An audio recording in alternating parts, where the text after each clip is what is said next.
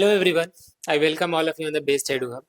आज 15 day challenge का 9th day है। डे 9 में हम लोग चैप्टर कंप्लीट करेंगे अल्टरनेटिव सेंटर्स ऑफ पावर। ध्यान से सुनना, पिछले क्लास में हमने क्या देखा था?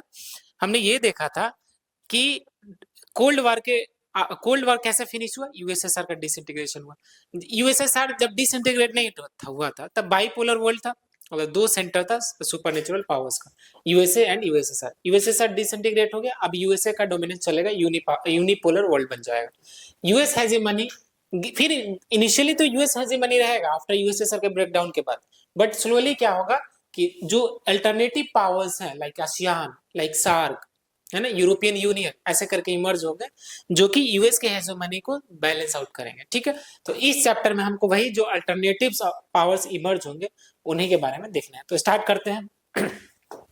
चलो, हमने क्या देखा? हाँ, मैंने क्या बात की, यूनिपोलर वर्ल्ड है, ठीक है, ब्रेकडाउन हो गया आफ्टर कोल्ड वॉर, यूएसएसआर का ब्रेकडाउन हो गया। Regional and international power began rising to balance US hegemony. Yes, US के हेजेमनी को बैलेंस आउट करने के लिए रीजनल पावर डेवलप हुए। These are called alternative centres of power. ठीक है, हमने वही बात करी थी। चलो, फर्स्ट हम लोग पहले देख लेते हैं कौन कौन से इंपॉर्टेंट अल्टरनेटिव पावर्स के बारे में हम इस चैप्टर में डिस्कशन करेंगे। पहला होगा हमारा European unions, group of Europe के कंट्रीज का एक यूनियन है। अब सोचोगे कि एक तो सोवियत यूनियन भी पड़ा था, ये यूरोपियन यूनियन उसी के जैसा है? नहीं, ऐसा नहीं। सोवियत यूनियन जो था ना, वो कंप्लीटली एक इतना मतलब सेंट्रलाइज हो गया, इतना होल्ड जमा लिया अपने जो यूनियन में कंट्रीज शामिल थे कि वो एक नेशन की तरह दिखने लगा। But European union is not like that. ठीक है, ये अपना जिसमें इसमें जो पार्टिसिपेटिंग कंट्रीज है उनका अपना एक इंडिपेंडेंट एग्जिस्टेंस भी है। चलो, दूसरा हम लोग देखेंगे एशियान। ठीक है, association for south east Asian Nations. तो जो साउथ ईस्ट एशियन कंट्रीज है उनका एसोसिएशन है, उसके बारे में देखेंगे। फिर हम लोग देखेंगे ब्रिक्स। ब्रिक्स क्या है? Brazil, Russia, India, China and South Africa. BRICS के बारे में भी पढ़ेंगे। और फाइनली चाइना, जो कि एक रीजनल पावर के रूप में इमर्ज होगा, उसके बारे में भी देखने की कोशिश करेंगे। तो ये 4 जो है important alternative centre of power आपके सिलेबस में है, मतलब इसको देखते हैं। चलो, पहले स्टार्ट करते हैं यूरोपियन यूनियन से। ध्यान से सुनना, यू मतलब यूरोपियन यूनियन। इसका जो ओरिजिन होता है ना, origin is in European economic community. ध्यान से सुनना, यूरोपियन इकोनॉमिक कम्युनिटी का फॉर्मेशन होता है 1957 में वाया एक ट्रीटी ऑफ रोम के थ्रू। ये यूरोपियन इकोनॉमिक कम्युनिटी बनता है। यही बाद में चलकर यूरोपियन यूनियन में तब्दील हो जाएगा। तो यूरोपियन यूनियन का ओरिजिन वाला जो ऑर्गेनाइजेशन है कौन सा? यूरोपियन इकोनॉमिक कम्युनिटी, जो 1957 में बना बाय ट्रीटी ऑफ रोम। ठीक है, चलो, यही बन जाएगा यूरोपियन यूनियन इन 1992। 1992 में यही यूरोपियन यूनियन बनेगा विथ मैस्ट्रिक्ट ट्रीटी। मैस्ट्रिक्ट ट्रीटी के बाद यूरोपियन यूनियन बन जाएगा 1992 में, उसी का ये नेक्स्ट वर्जन होगा। ठीक है, ऐसे समझो। चलो, यूरोपियन यूनियन के फीचर्स देख लेते, ध्यान से सुनना। इसमें 27 कंट्रीज हैं, 27 कंट्रीज है। अब देखो, एक क्वेश्चन मैं पूछता हूं, यूरोप का एक सबसे इंपॉर्टेंट कंट्री है, दैट इज ब्रिटेन। अब ये बताओ कि क्या ब्रिटेन यूरोपियन यूनियन का पार्ट होगा? क्या ब्रिटेन यूरोपियन यूनियन का पार्ट है? नहीं। इनिशियल मतलब शुरू में था ये, बट एक ब्रेक्जिट डील हुआ था जब वहां के प्राइम मिनिस्टर थे, जैसे उनका एक जो नहीं है करली, ऐसा भूरा भूरा बाल है, काइंड ऑफ वैसा। तो उनके टाइम ब्रेक्जिट डील आएगा जिससे ब्रिटेन जो है ना यूरोपियन यूनियन से एग्जिट कर देगा। That is why Brexit, Britain exit, मतलब ब्रिटेन एग्जिट करके कहां से? यूरोपियन यूनियन से। तो एज ऑफ नाउ, अभी के समय में यूरोपियन यूनियन का पार्ट नहीं है ब्रिटेन। 27 मेंबर कंट्रीज हैं।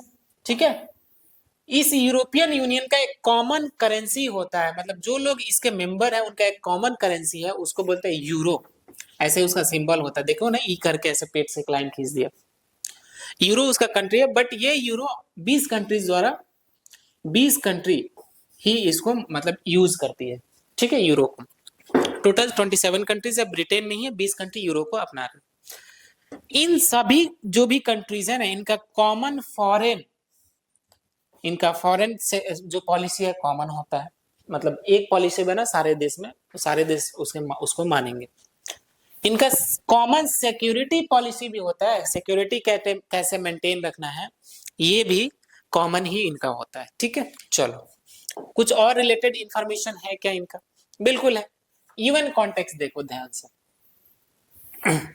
इसी यूरोपियन यूनियन के, ध्यान से सुनना, इसी यूरोपियन कंट्री का एक इसी यूरोपियन यूनियन जो है इसके दो कंट्रीज है, एक है ब्रिटेन, मतलब इंग्लैंड बोल लो, ब्रिटेन, और एक है फ्रांस। ठीक है, फ्रांस।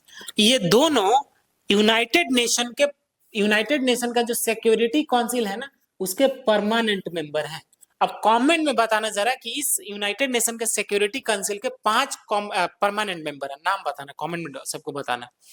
तो यूरोपियन यूनियन के दो कंट्री, ब्रिटेन जो कि अब उसका पार्ट नहीं है, इनिशियली जब उसका पार्ट था तो हम लोग ये बोलते थे कि यूरोपियन यूनियन का दो कंट्री यूनाइटेड नेशन का परमानेंट मेंबर है। बट अभी फ्रांस जो है, चूंकि ये उसका भी पार्ट है, यूरोपियन यूनियन का भी, और यूएन का परमानेंट मेंबर है, तो अभी एक देखो, लेकिन ब्रिटेन भी उसका परमानेंट मेंबर है, बट यूरोपियन यूनियन का भी ये पार्ट नहीं। इनफैक्ट जो 27 कंट्रीज की मैंने बात की, 27 कंट्रीज इन यूरोपियन यूनियन, इसमें से मेजॉरिटी ऑफ कंट्रीज नाटो के मेंबर हैं, नाटो को साइन किया। नाटो क्या है? North Atlantic Treaty Organization. ये एक ऐसा ऑर्गेनाइजेशन है जिसमें बहुत सारे देश मिलकर, ऑब्वियसली ऑर्गेनाइजेशन है तो देश का ग्रुपिंग होगा। ये मिलिट्री ऑर्गेनाइजेशन है। इसका मीनिंग क्या है? सपोज करो कि कोई बाहरी देश जो नाटो का मेंबर नहीं है, अगर इन पर अटैक कर रहा है, किसी एक देश पर भी, तो ये ऐसा एज्यूम करेंगे कि हम सब पर ये अटैक किया जा रहा है और सारे लोग मिलकर इसका रिस्पॉन्स देंगे। तो नाटो को बनाया गया था सोवियत यूनियन के खिलाफ। ठीक है, जब भी सोवियत यूनियन अटैक करेगा तो सारे देश के सारे नाटो देश के मिलकर उस पर अटैक करेंगे। क्लियर है? चलो नेक्स्ट हम लोग आते हैं आसियान कंट्री। फुल फॉर्म क्या है? Association for south east Asian countries, south east Asian nation. South east क्या होता है? ध्यान से सुनना। अगर जब आप लोग एशिया को देखोगे, लेट मी क्लियर, यहां से बनाते हैं, अफ्रीका से बनाते हैं। ये अफ्रीका है, यहाँ पे इंडिया है, और ये जो कंट्रीज हैं, यहाँ पे नॉर्थ अमेरिका रहेगा, और यहाँ पे सॉरी साउथ अमेरिका रहेगा, यहाँ पे नॉर्थ अमेरिका रहेगा। तो ये वाला जो पोर्शन है इसको बोलते हैं साउथ एशिया। क्या बोलते हैं? South Asia. इस पर भी हम लोग देखेंगे एक ऑर्गेनाइजेशन सार्क, बट मैं इसकी बात नहीं कर रहा, मैं कर रहा हूं इस वाले रीजन की। इन इन ग्रुप ऑफ कंट्रीज को बोलते हैं साउथ ईस्ट एशियन। साउथ में तो है बट ईस्ट डायरेक्शन में है, साउथ ईस्ट एशियन कंट्रीज। ठीक है, तो इन्हीं का ये एसोसिएशन है जो मैंने बोला ना कि association for south east Asian Nations, ASEAN. इसका जो फॉर्मेशन है ये 1967 में है। 5 कंट्री ने मिलकर आसियान का फॉर्मेशन किया था। Indonesia, Malaysia, Philippines, Singapore and Thailand. हाँ वही थाईलैंड। हालांकि अभी आसियान के ऐसा नहीं कि 5 ही मेंबर हैं, there are more than 5 countries जो आसियान के मेंबर हैं, बट इन देशों ने मिलकर आसियान का फॉर्मेशन किया था। ठीक है, नाउ हाँ जैसे देखो मैंने लिख ही दिया कि नाउ इट हैज 10 मेंबर, 5 मिलकर बनाए, डबल हो गए। इनका मेन ऑब्जेक्टिव क्या है कि ये जो आसियान के जो मेंबर कंट्री है उनके बीच में इकोनॉमिक ग्रोथ को प्रमोट करना, उनके बीच में कल्चरल कोऑपरेशन को प्रमोट करना, उनके बीच में रीजनल पीस को प्रमोट करना। ठीक है, तो ये आसियान का ऑब्जेक्टिव है। आपके एग्जाम के पर्सपेक्टिव से दिस इंफॉर्मेशन इज सफिशिएंट। चलो नेक्स्ट हम लोग देखते हैं आसियान कुछ ये देख लो, ध्यान से सुनो। एक आसियान रीजनल फोरम है। ASEAN regional forum ASEAN countries का ही एक प्लेटफॉर्म है जो ये करते हैं कि इन देशों के बीच में जो भी इस फोरम का पार्ट है फ्री ट्रेड किया जाए। ठीक है, फ्री ट्रेड किया जाए। फ्री ट्रेड मींस कि जो बैरियर्स लगाते हैं ना कि मेरे देश में आओगे तो मुझे टैरिफ आपको देना पड़ेगा, वो 100% टैरिफ बढ़ा दिया, टैक्स बढ़ा दिया। बट ये जो आसियान रीजनल फोरम के मेंबर है जो कि आसियान का एक सब प्लेटफॉर्म है, तो उसको जिस कंट्री ने साइन कर लिया, मतलब उन देशों के बीच जब ट्रेड होगा तो फ्री ट्रेड होगा। ठीक है, आसियान से रिलेटेड एक इंपॉर्टेंट डॉक्यूमेंट है जिसको बोलते हैं ASEAN vision 2022 for shared prosperity. Prosperity means खुशहालता, उस टाइप से कि मतलब लाइक सेटिस्फेक्शन। तो एक दूसरे मतलब प्रोस्पेरिटी मेंटेन रखेगा, उसके लिए इनका एक विजन डॉक्यूमेंट है ASEAN vision 2020 for shared prosperity. तो ऐसा क्वेश्चन पूछा जा सकता है कि ये किस ऑर्गेनाइजेशन से रिलेटेड है, तो नाम से ही क्लियर है आसियान, यहाँ पे ए जोड़ लेना, आसियान। ठीक है, चलो नेक्स्ट हम लोग बात करते हैं इंडिया और आसियान के बीच में रिलेशनशिप देखते हैं।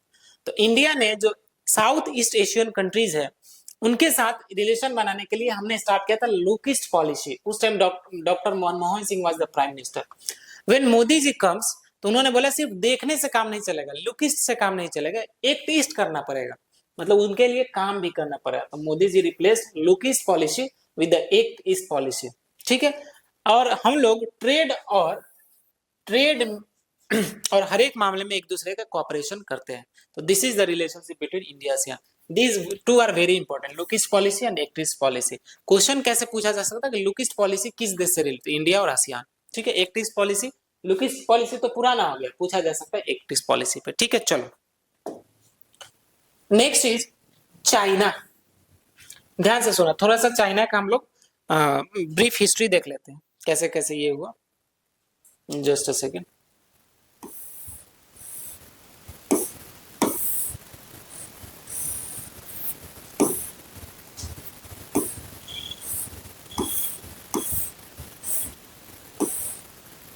चलो चाइना के बारे में देखो, बात करो। चाइना हमारा पड़ोसी कंट्री है, सब कोई जानता है। चाइना एक कम्युनिस्ट कंट्री बना इन 1949। 1949 अंडर माओ जेदांग। माओ के अंडर चाइना एक कम्युनिस्ट कंट्री बना। इनिशियली ये भी कम्युनिस्ट कंट्री था जैसे सोवियत यूनियन था। वहां भी सोशलिज्म फॉलो किया जाएगा, स्टेट ही सब कुछ ओन करेगा। इनिशियली आइसोलेटेड, अलग रहा, बट बाद में चलकर इसने यूनाइटेड नेशन सिक्योरिटी काउंसिल को ज्वाइन कर लिया। मतलब यूनाइटेड नेशन सिक्योरिटी काउंसिल का ये परमानेंट मेंबर है। तो दो तो मैंने यही बता दिया, दो मैंने बता दिया ना। एक तो हमने बात कर रहा था क्या, इंग्लैंड के बारे में, एक फ्रांस, चाइना भी बता दिया। 5 टोटल है, तो 2 जरूर बताना है आप लोगों को। यूएनएससी को कब ज्वाइन किया, यूनाइटेड नेशन सिक्योरिटी काउंसिल को 1971 में ज्वाइन करेगा, रिप्लेसिंग ताइवान। ताइवान को रिप्लेस करके चाइना ज्वाइन कर लेगा यूएनएससी को। ठीक है। बट ग्रेजुअली यहाँ भी कम्युनिज्म का सैचुरेशन आएगा। इनको पता चलेगा सोशलिज्म से बहुत काम चलेगा नहीं, अगर ग्रोथ लाना है तो हमको अपना इकोनॉमिक मॉडल चेंज करना ही पड़ेगा। तो इन 1978 ये अपना मार्केट, अपना इकोनॉमी ओपन करेंगे दूसरे देशों के साथ, ट्रेड और फॉरेन, लाइक जैसे बोलते हैं ना कि एक्सटर्नल सेक्टर होता है फॉरेन इन्वेस्टमेंट के लिए, फॉरेन डायरेक्ट इन्वेस्टमेंट के लिए। अंडर डेंग साओपिंग, डेंग साओपिंग के under in 1978 China has opened his economy. Clear है। चलो और देखते हैं हम लोग। चाइना का इकोनॉमिक राइज हुआ, रैपिड इंडस्ट्रियलाइजेशन हुआ जैसे ही मार्केट ओपन करेगा, है ना। सुन जैसे मार्केट ओपन किया, कुछ ही दिनों के बाद, कुछ ही सालों के बाद ये डबल डिजिट, जैसे डबल डिजिट मतलब 10 से स्टार्ट होता है ना, तो 10%, 12%, 13%, इस टाइप का इसका जीडीपी ग्रोथ बढ़ेगा। ठीक है। ये WTO का मेंबर है सिंस 2001 से। वर्ल्ड ट्रेड ऑर्गेनाइजेशन, जो ग्लोबल लेवल पे, वर्ल्ड लेवल पे ट्रेड और कॉमर्स को रेगुलेट करता है, तो उसका भी मेंबर है चाइना। मतलब ये दर्शाता है कि ये ग्लोबल ट्रेड में इंटरेस्टेड है। 2001 से चाइना WTO का मेंबर है। ठीक है। In China is the largest standing army, as well as he is the key player in the BRICS. BRICS जो ऑर्गेनाइजेशन है उसमें इंपॉर्टेंट प्लेयर है। जो संघाई कोऑपरेशन ऑर्गेनाइजेशन है, SCO बोलते हैं, ये भी उसका की स्टेक होल्डर है। और एक चीज है BRI। BRI क्या है, belt and road initiative. Belt and road initiative ये चाइना का एक इंफ्रास्ट्रक्चर प्रोजेक्ट है। ये चाहता है कि एशिया को यूरोप से और एशिया को अफ्रीका से और इसको जोड़ दिया जाए। ठीक है। तो ये अलग अलग देशों के साथ साथ ऐसे करके उसमें रोड बना रहा है और कनेक्शन बनाने के लिए जुटा हुआ है। इस प्रोजेक्ट, ये चाइना का प्रोजेक्ट है, बेल्ट एंड रोड इनिशिएटिव। तो इन्फॉर्मेशन क्या इंपॉर्टेंट है कि ये किसका प्रोजेक्ट है, तो चाइना का प्रोजेक्ट है बेल्ट एंड रोड इनिशिएटिव। चलो चाइना का जो मॉडल है that is one party rule. Political मामले में हम यस, यहाँ भी एक पार्टी का रूल है और ये पार्टी कम्युनिस्ट पार्टीज है। ठीक है। Despite of communist party they believe in rapid industrialisation. ठीक है, रैपिड ग्रोथ। चलो अब आते हैं हम लोग ब्रिक्स पर। ध्यान से सुनना। ब्रिक्स जो है ना, this is Brazil, B for Brazil, R for Russia, I for India, C for China and S for south Africa. तो ब्रिक्स के जो मेंबर कंट्री है ना, Brazil, Russia, India, China and South Africa. ठीक है, अफ्रीका का जो south में, सबसे साउथ में, दैट इज साउथ अफ्रीका। वो एक साउथ अफ्रीका एक देश है। अब देखो ब्रिक्स बना कैसे, ऐसा नहीं कि 5 ही उसके मेंबर है, अदर मेंबर और है, बट ये फाउंडिंग मेंबर है, इंपॉर्टेंट प्लेयर्स है, दैट्स व्हाई कॉल्ड ब्रिक्स। जो ब्रिक्स का जो फर्स्ट समिट हुआ था, ये हुआ था 2009 में। ब्रिक्स का फर्स्ट समिट हुआ था 2009 में। बस याद रखना, यहाँ पे याद रखना कि इस फर्स्ट समिट में south Africa was not the part. तो कौन सा ऑर्गेनाइजेशन? ब्रिक बोला जाता था, ब्रिक। बट एक साल बाद ही सेकेंड समिट होता है 2010 में, और उसमें साउथ अफ्रीका आकर ब्रिक को ज्वाइन कर लेता है और ये बन जाता है ब्रिक्स। Is it clear? चलो, तो दैट्स मच इंफॉर्मेशन, इतना ही आप लोगों को जानना है इस चैप्टर में। नेक्स्ट में हम लोग करेंगे डे 10, ठीक है, उसमें चैप्टर कंप्लीट करने की कोशिश करेंगे। तब तक सीबीटी मोड में टेस्ट लगाते रहो। इंफॉर्मेशन जो है डिस्क्रिप्शन में है, जो बच्चों को डाउट आ रहा है कमेंट में पूछ सकते हैं, डायरेक्ट इंस्टीट्यूट में कॉल भी कर सकते हैं। चलो नेक्स्ट क्लास में मिलते हैं हम लोग।